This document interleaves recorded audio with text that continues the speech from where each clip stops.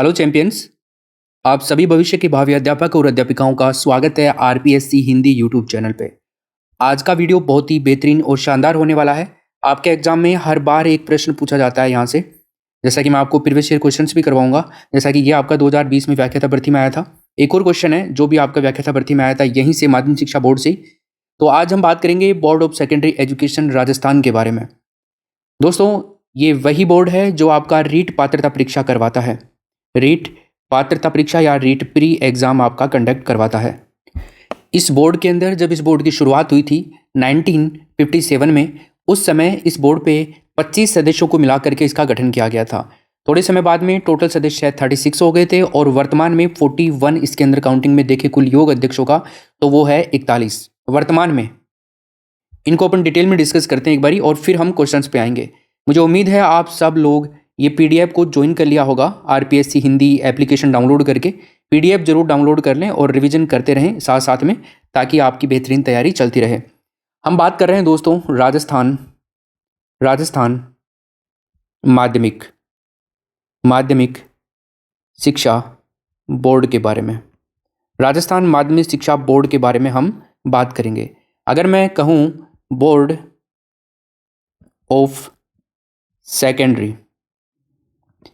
Secondary education Rajasthan, ठीक, इसी के बारे में आज हम थोड़ी सी चर्चा करेंगे। पहले मैं आपको कुछ इंपॉर्टेंट फैक्ट बता देता हूं, फिर हम क्वेश्चंस पे आएंगे। तो इसकी स्थापना हुई थी दोस्तों 4 दिसंबर 1957 को, 1957 को। अगर इसका आपको मुख्यालय पूछ लिया जाए कि इसका मुख्यालय वर्तमान में कहाँ है, देखो कंफ्यूज होने की ज़रूरत नहीं है। इसका वर्तमान में मुख्यालय जो है वो आपका अजमेर के अंदर है।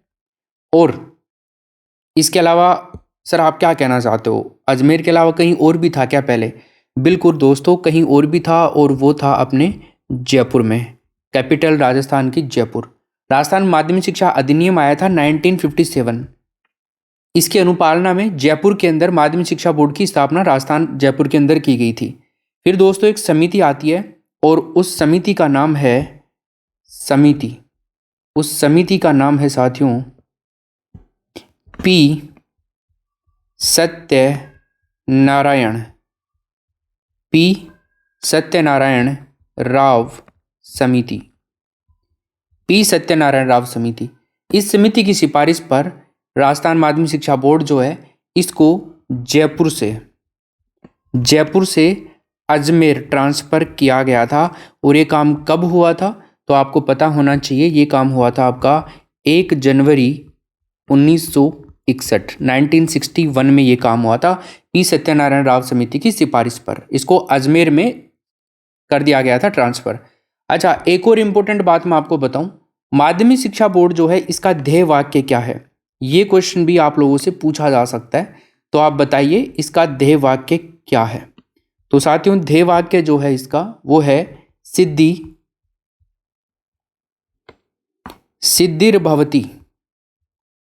सिद्धिर्भवति कर्मजा। आपको इसका मतलब पता है? सिद्धिर्भवति कर्मजा का मतलब है कर्म से सफलता होती है या कर्म से सफलता मिलती है। कर्म से सफलता मिलती है। तो अगर आप अपना कर्म अच्छा करते हैं तो आपको अवश्य ही सफलता मिलने वाली है। तो साथियों हमने अब तक यहाँ पर इस चैप्टर के बारे में जाना। स्थापना इसकी हुई थी 4 दिसंबर 1957 को, जैसा कि आपको मैंने बता दिया। सबसे पहले जो स्थापना हुई थी वो कहाँ पर हुई थी? स्थापना जयपुर के अंदर हुई थी, तो ये बात आपको ध्यान रखनी है। फिर इसका मुख्यालय वर्तमान में पूछ रहे तो अजमेर बताना है आपको। फिर जयपुर से अजमेर ट्रांसफर कौन सी समिति की सिफारिश पर किया गया? तो पी सत्यनारायण राव समिति।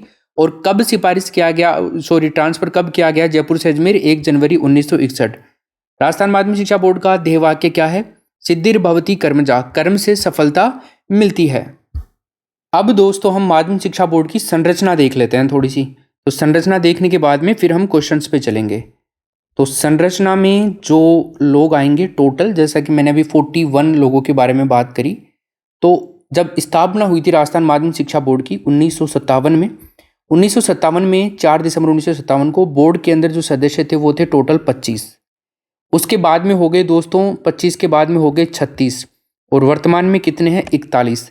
तो मैं थोड़ा सा इनका विभाजन कर देता हूँ ताकि आपको आसानी रहेगी इनको समझने में। तो सबसे पहले एक तो होता है इसमें अध्यक्ष। क्या होता है साथियों? एक तो होता है अध्यक्ष, इसके अंदर 7 होते हैं उपाध्यक्ष और इसके साथ में मतलब उपाध्यक्ष साथ में ही आएगा, पदेन सदस्य इसमें होते हैं।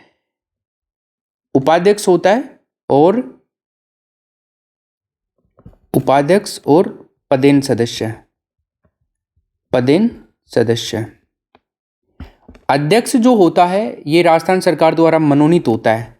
तो मनोनीत कौन करता है इसको? राजस्थान सरकार के द्वारा मनोनीत किया जाता है इसको। राजस्थान सरकार जिसको चाहे उसको बना सकती है और ये 3 वर्ष के लिए बना सकती है। तो टाइम भी याद रखना, 3 वर्ष के लिए। अब 7 उपाध्यक्ष के साथ में पदेन सदस्य हो गए, एक आपका सदस्य इसका अध्यक्ष हो गया। उसके बाद में दोस्तों हमारे आते हैं टोटल 17 और ये 17 क्या होते हैं आपको पता है? राजस्थान सरकार के द्वारा मनोनीत, राजस्थान सरकार द्वारा मनोनीत सदस्य, जिनको आप कह सकते हो निर्दिष्ट सदस्य। ठीक। उसके अलावा दोस्तों 2 सदस्य आते हैं आपके, कोई भी प्रतिष्ठित व्यक्ति जो शिक्षा शास्त्री हों उनको इसमें ऐड किया जाता है, प्रतिष्ठित व्यक्तित्व। तो ये 2 हो गए। उसके अलावा 2 और सदस्य होते हैं जो कि राजस्थान विधानसभा अध्यक्ष जो होता है उसके द्वारा क्या होते हैं? मनोनीत होते हैं।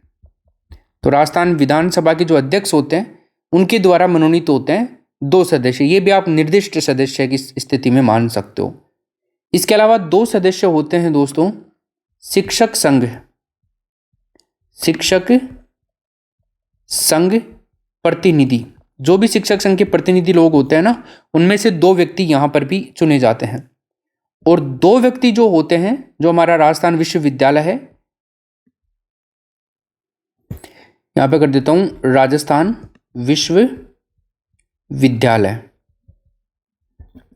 विश्वविद्यालय से संबंध रखने वाले जो भी कॉलेज के प्रोफेसर हैं वो इसमें आ जाएंगे, कॉलेज के प्राचार्य। ठीक है ना? इस तरह से ये टोटल जो योग है आपका वो है 41। एक बार हम काउंटिंग कर लेते हैं, कम लग रहा है मेरे को थोड़ा आंकड़ा। 8 और 9 10 और 17 आपके हो गए 27, 28, 29, 30, 31, 32, 33। ये तो 33 हुए। एक बारी देखिए कौन से सदस्य इसमें ऐड नहीं किए अपन ने, कौन से मिस हो गए। अध्यक्ष हो गया, उपाध्यक्ष हो गया, राजस्थान सरकार के प्रतिष्ठित, अच्छा समझ में आ गया। निर्वाचित सदस्य इसमें नहीं आए। तो दोस्तों 8 सदस्य जो होते हैं वो होते हैं निर्वाचित। कौन से होते हैं? निर्वाचित होते हैं। निर्वाचित सदस्य इसमें टोटल 8 होते हैं। तो 33 और 8 आपके टोटल 41 है। वर्तमान में इसका प्रारूप ये है। अब देखिए जो बोर्ड के पदेन सदस्य होते हैं ना, जो 6 सदस्य पदेन होते हैं और एक उपाध्यक्ष होता है। तो ये जो पदेन सदस्य होते हैं, प्रारंभिक शिक्षा का होगा जो निदेशक होता है, माध्यमिक शिक्षा का, निदेशक संस्कृत शिक्षा का, निदेशक वाणिज्य शिक्षा का, निदेशक आयुर्वेद विभाग का, निदेशक तकनीकी विभाग का, है ना। ये सारे लोग जो होते हैं ना वो ये पदेन सदस्य होते हैं उपाध्यक्ष के साथ में सहित इसके। ठीक है, तो यहाँ तक आपका सब कुछ क्लियर है। अब थोड़ा सा आपको तो जो हमारे अध्यक्ष वगैरह ये होते हैं, ये सचिव जो अपना RAS लेवल का अधिकारी होता है ना, उनको ही बनाया जाता है। अब देखो हमारा पहला क्वेश्चन है यहाँ पे, इसमें आंसर करते हैं फटाफट से, आज की क्लास को शुरू करते हैं। पहला प्रश्न है, निम्नलिखित में से कौन सा कार्य माध्यमिक शिक्षा बोर्ड का नहीं है? अब देखिए इसमें आंसर हमारे दो ऑप्शन हो सकते हैं। एक तो आपका दूसरा, ये काम भी अब RBSE नहीं करता है, ये पुस्तकों से संबंधित काम अब आपका RBSE नहीं करता है। अगर पाठ्यक्रम निर्माण की बात को लेकर के चर्चा करें तो इसके अंतर्गत जो हमारी क्लास 9 है और 9 से लेकर के 12 तक की जो कक्षाएं हैं उनके पाठ्यक्रम का निर्माण देखा जाए तो समय समय पर बदलाव होते रहे हैं। समाज और राष्ट्र हित में पाठ्यक्रम के अंदर नवाचार आने जरूरी हैं, एनसीईआरटी भी ये कहता है कि ये ज़रूरी है, और एनसीईआरटी के अकॉर्डिंग हम स्टेट लेवल पे भी हर राज्य के अंदर बदलाव होते रहते हैं, हर राज्य के बोर्ड के द्वारा।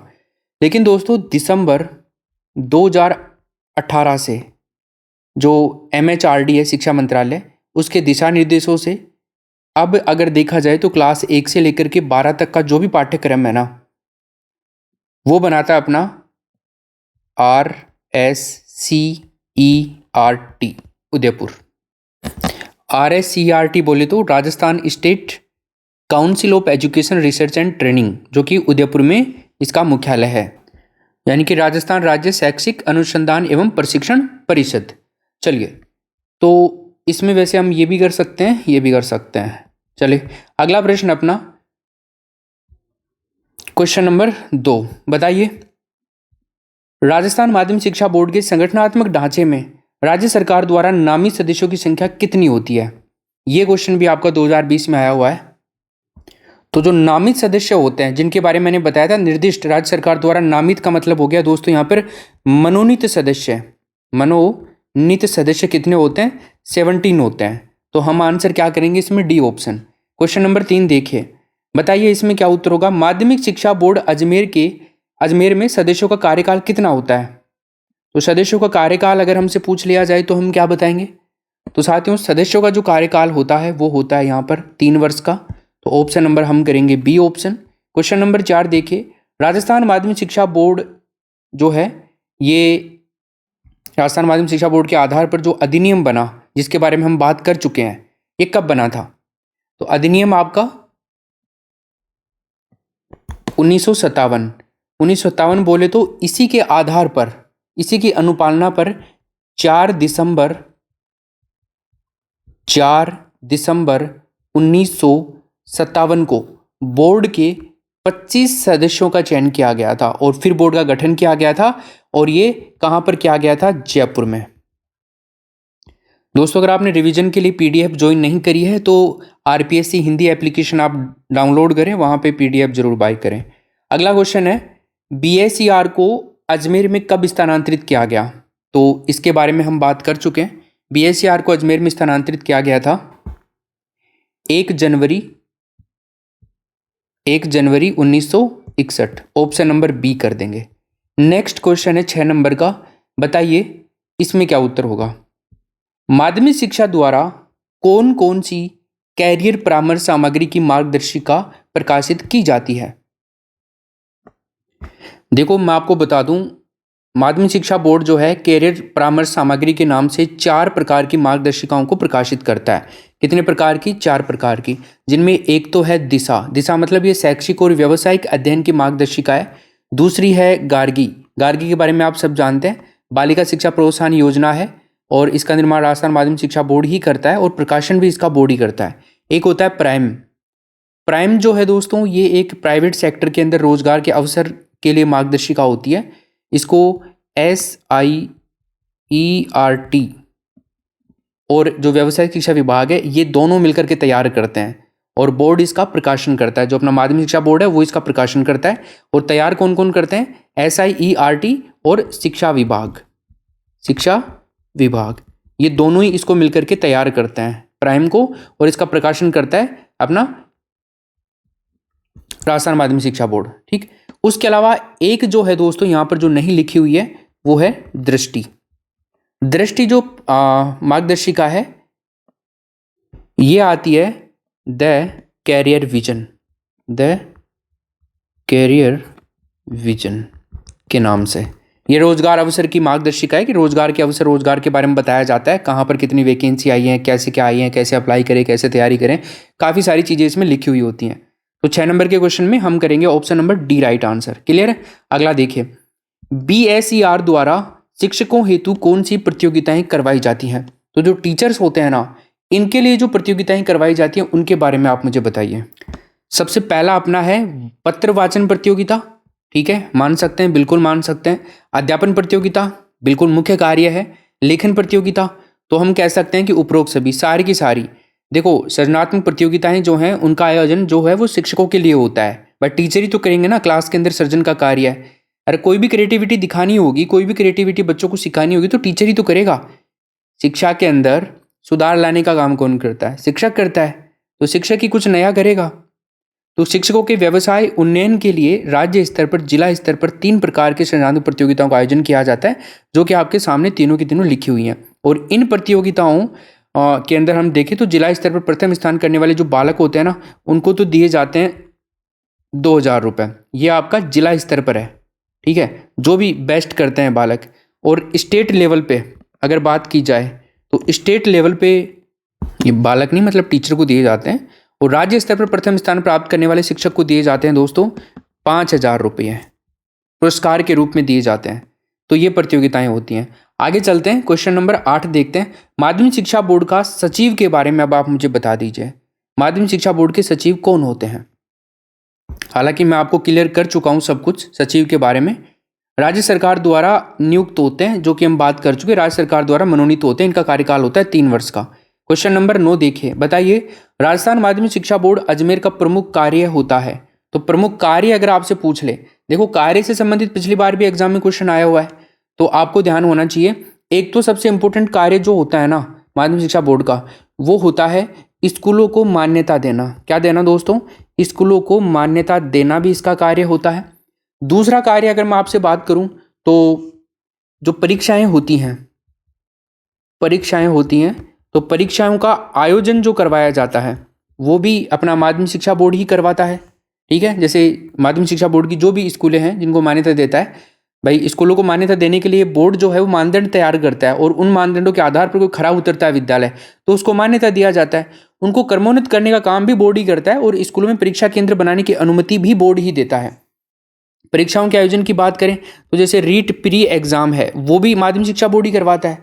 जो अपने प्रारंभिक शिक्षा से संबंधित प्रमाण पत्र जो है वो भी माध्यमिक शिक्षा बोर्ड ही देता है, सब कुछ। तो बोर्ड माध्यमिक प्रवेशिका, वरिष्ठ उपाध्याय, उच्च माध्यमिक, विज्ञान, कला और जो वाणिज्य वाली परीक्षाएं हैं वो सब यही आयोजित करवाता है।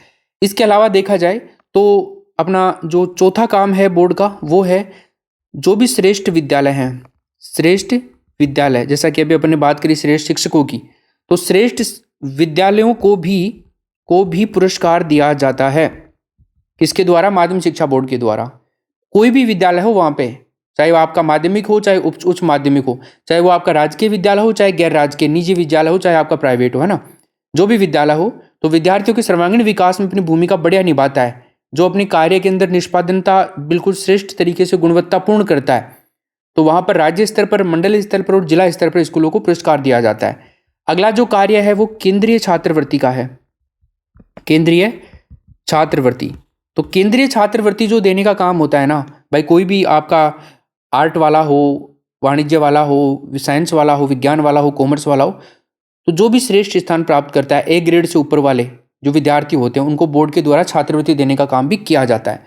काफ़ी सारे काम होते हैं, सृजनात्मक प्रतियोगिताओं का आयोजन किया जाता है, ठीक है, प्रकाशन के काम भी होते हैं, पुत्री पुरस्कार प्रदान योजना भी बोर्ड ही करता है। मेरिट छात्रवृत्ति, देखो एक मेरिट छात्रवृत्ति का बहुत इंपॉर्टेंट है यहाँ पर बोर्ड को लेकर के ध्यान रखना। मेरिट जो छात्रवृत्ति होती है वो एक तो होती है आपकी 12वीं क्लास वाली छात्रवृत्ति, तो 12वीं क्लास वाली को ध्यानपूर्वक देखना आप लोग।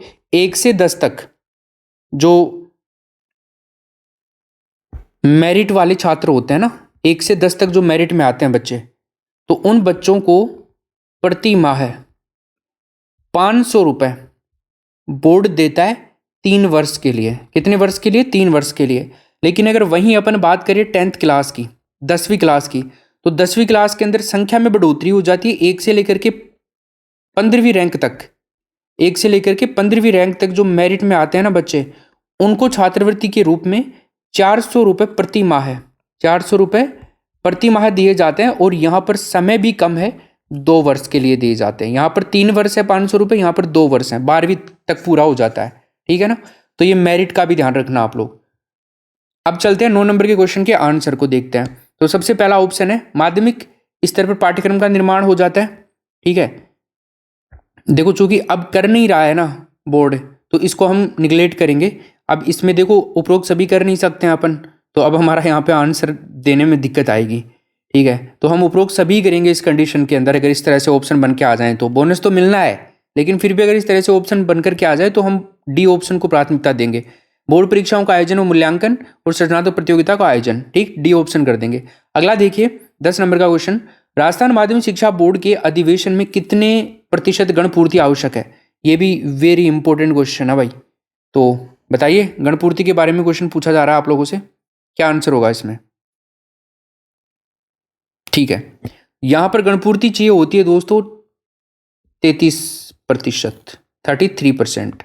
ठीक है ना, तो हम करेंगे क्या इसके अंदर, डी ऑप्शन राइट आंसर।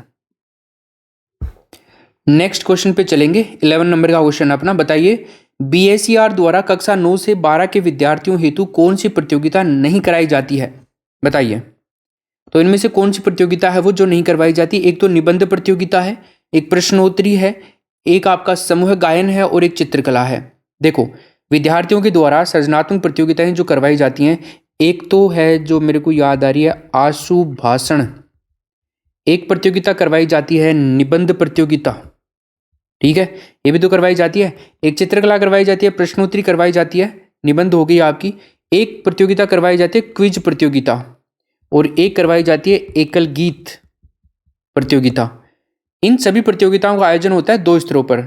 अब 2 स्तरों पर कैसे? एक तो जिला स्तर पर और एक होता है राज्य स्तर पर, दोनों स्तरों पर इनका आयोजन होता है। ठीक, तो यहां पर हम आंसर करेंगे, क्योंकि हमें पूछ रहा है नहीं कराई जाती है, तो करेंगे हम सी ऑप्शन अपना करेक्ट आंसर इसमें।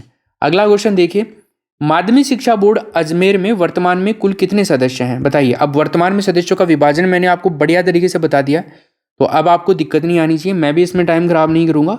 तो अपने टोटल कितने सदस्य हो गए? 41। अगला देखिए, माध्यमिक शिक्षा बोर्ड जो है राजस्थान अजमेर, इसकी स्थापना कहाँ व कब हुई थी? अब स्थापना के बारे में पूछ रहा है, तो अब आप यहाँ पे अजमेर करोगे ना तो समय में पड़ जाओगे। देखो, मैंने आपको सब कुछ बता दिया है। जो अपनी राजस्थान माध्यमिक शिक्षा अधिनियम है उसके तहत 1957 में एक धारा है अधिनियम की, धारा 3। तो धारा 3 की अनुपालना में राजस्थान के अंदर 1 अगस्त 1957 को जयपुर में बोर्ड का गठन किया गया था। और फिर अपन बात करें 4 दिसंबर 1957 को बोर्ड ने प्रारंभ कर दिया था काम। फिर उसके बाद में आती है पी सत्यनारायण राव समिति, उसके अभिशंसा पर 1 जनवरी 1961 को अजमेर के अंदर इसको ट्रांसफर कर दिया जाता है, अजमेर के अंदर स्थानांतरित कर दिया जाता है। क्लियर है यहां तक? तो इसमें आंसर क्या होगा हमारा? 4 दिसंबर 1957 को जयपुर में। लेकिन देखो, अब चूंकि हमारे पास में 1 अगस्त 1957 आंसर नहीं आया है, तो अब आप हो सकता है आपके कंफ्यूज हो जाए कि सर अब क्या करें, ये तो समस्या हो गई। आपने तो 1 अगस्त बताया था, यहाँ पर तो 1 अगस्त का नामो निशान नहीं है, अब क्या करें? तो इस कंडीशन में आप लोग क्या करेंगे? या तो पहला ऑप्शन करके आओगे, पूरी तरह से नहीं पढ़ रखा है तो, और जिसने पढ़ रखा है ना वो तो तीसरा ऑप्शन ही करके आएगा, क्योंकि 4 दिसंबर 1957 से क्या हुआ था, बोर्ड ने कार्य प्रारंभ किया था, तो वो वाली डेट देती है अपने को यहाँ पे। ठीक है ना? चलिए, तो इन दोनों चीज़ों को याद रखना, ये प्रश्न हमें एग्जाम में कंफ्यूज कर सकता है और आ सकता है आपकी बार एग्जाम में तुम्हारे। अगला क्वेश्चन देखिए, माध्यमिक शिक्षा बोर्ड सचिव का हो सकता है, शिक्षा बोर्ड का सचिव हो सकता है ना, ऐसा करना है इसको, शिक्षा बोर्ड का सचिव हो सकता है। तो माध्यमिक शिक्षा बोर्ड का जो सचिव है मैंने बता दिया आपको, राज्य सरकार द्वारा नियुक्त होता है, जो कि आपका होता है RAS लेवल का अधिकारी। ठीक है ना? बोर्ड सचिव की शक्तियां जो हैं वो बोर्ड के किसी भी अधिवेशन में उपस्थित हो सकता है और अपने विचार रख सकता है, लेकिन उसको मत देने का अधिकार नहीं है। जो बोर्ड का सचिव होता है ना, ये वोट नहीं दे सकता है। क्या नहीं दे सकता है? वोट देने का अधिकार नहीं है। सचिव बोर्ड का मुख्य कार्यपालक अधिकारी होता है और अधिवेशनों का एजेंडा तैयार करता है, और उन सबको एजेंडा तैयार करने के बाद में उनका संचालन भी यही करता है। 15 नंबर का प्रश्न देखिए अब आप, तो यहाँ पे हमारा क्वेश्चन है, राजस्थान माध्यमिक शिक्षा बोर्ड अजमेर द्वारा विद्यार्थियों की सलाह करने हेतु जिला स्तर पर कौन से केंद्र खोले गए? तो यहाँ पर जो केंद्र खोले गए दोस्तों, वो कौन से केंद्र थे? उपरोक्त में से कोई नहीं, बिल्कुल नहीं करेंगे, विद्यार्थी केंद्र थे। तो ऑप्शन क्या करेंगे? तीसरा ऑप्शन। नेक्स्ट क्वेश्चन है अपना, माध्यमिक शिक्षा बोर्ड द्वारा आयोजित परीक्षा नहीं है। बताइए, इनमें से माध्यमिक शिक्षा बोर्ड कौन सी एग्जाम नहीं करवाता है? बहुत ही आसान है, रेट पात्रता परीक्षा माध्यमिक शिक्षा बोर्ड करवा रहा है, 10वीं की बोर्ड परीक्षा भी यही करवाता है।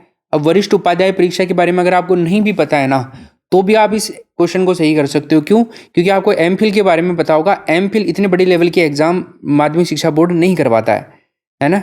तो हमारा जो राइट आंसर होगा इस क्वेश्चन का वो हो जाएगा दोस्तों कौन सा? MPhil, यानी कि डी ऑप्शन करेक्ट आंसर करेंगे हम इसमें। अगला क्वेश्चन देखिए, माध्यमिक शिक्षा बोर्ड राजस्थान का उपाध्यक्ष कौन होता है, बताइए। अगर आपको उपाध्यक्ष के बारे में पूछ लिया जाए कि बताओ कौन होता है उपाध्यक्ष,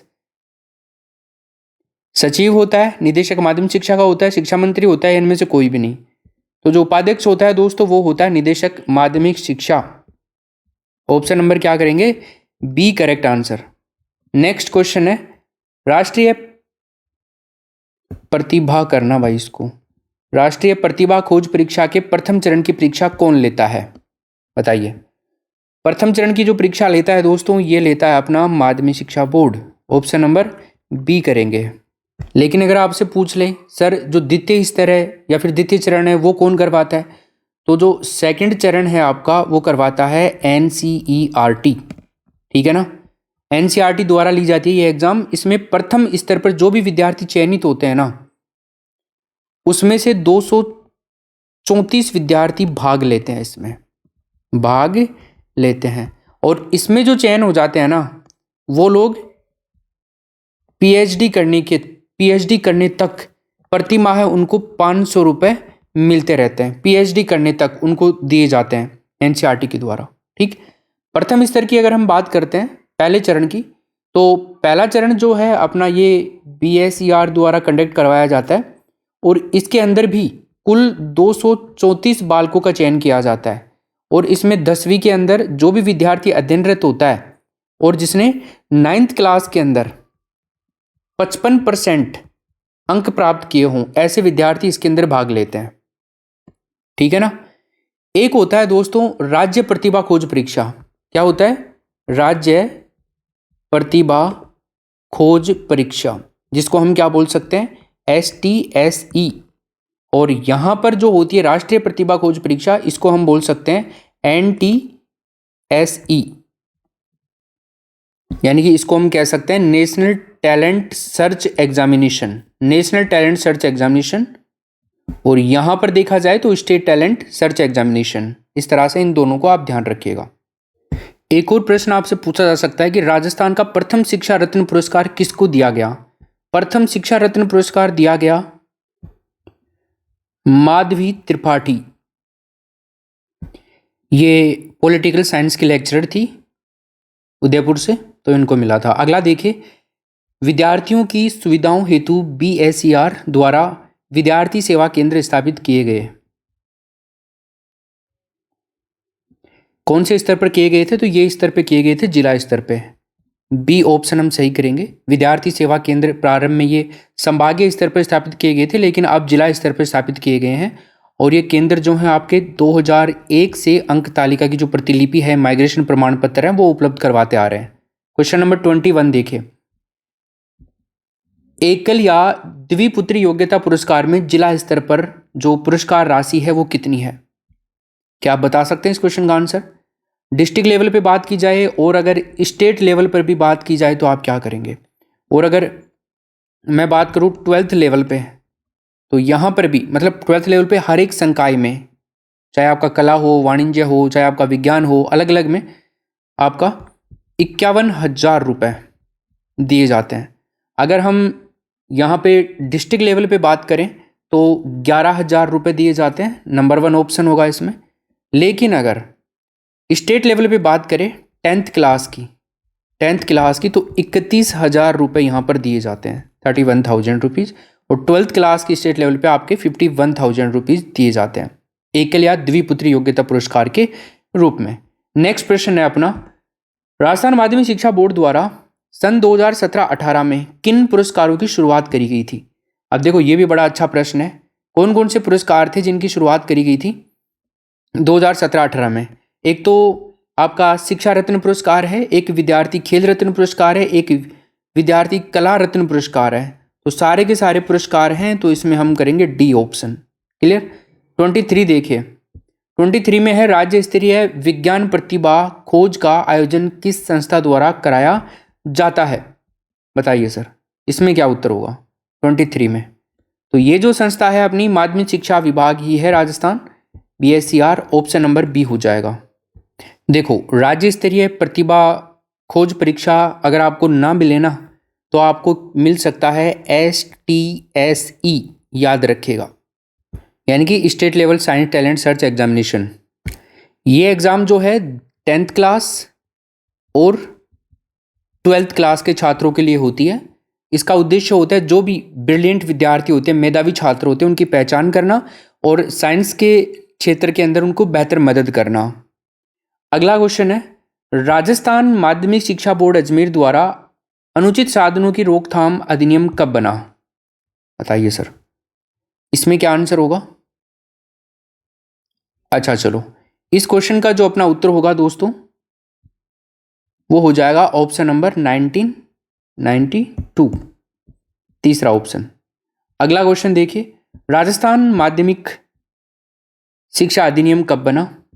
तो राजस्थान माध्यमिक शिक्षा अधिनियम बना, ये रिपीट हो गया, ऑप्शन नंबर बी 1957 में। क्वेश्चन नंबर 26, राजस्थान माध्यमिक शिक्षा बोर्ड राजस्थान का अध्यक्ष होता है। बताइए सर, कौन होता है? जो कि मनोनीत होता है राजस्थान सरकार के द्वारा, आरएस लेवल का अधिकारी। माध्यमिक शिक्षा बोर्ड की समिति नहीं है। बताइए कौन सी समिति नहीं है राजस्थान माध्यमिक शिक्षा बोर्ड की? एक तो देखो परीक्षा समिति, ये तो है।